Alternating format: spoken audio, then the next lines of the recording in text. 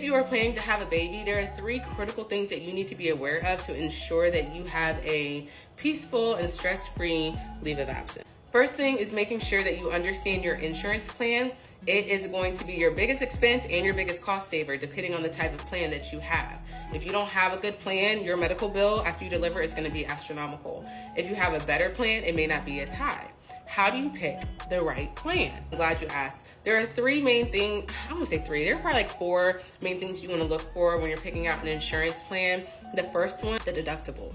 How much is the deductible? The deductible is how much you're going to pay out of pocket with no help from the insurance company.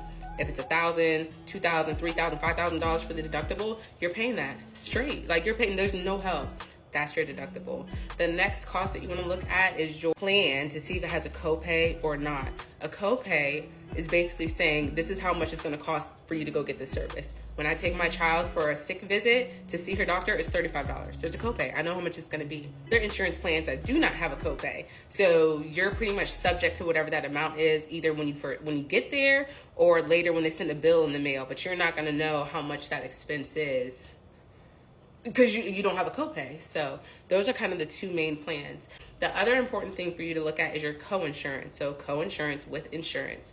After you meet your deductible, your co-insurance kicks in, which means the insurance company is going to start helping you pay your medical bills going forward. Now, co-insurance is usually a percentage. So they'll be like, co-insurance is 80%. Insurance company will cover 80, you're responsible for the remaining 20. Insurance company may cover 60, you're responsible for the remaining 40. So co-insurance with insurance, that's how that works. The other thing is your out-of-pocket maximum.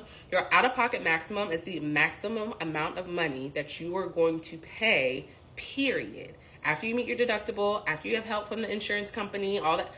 After you meet like $10,000, if that's your out-of-pocket max, you're not paying anything else. So those are the kind of the main pieces of terminology you need to be aware of. A cheaper plan is not always the better plan, because honestly, the most expensive plan isn't always the best plan, which is why I explained that terminology.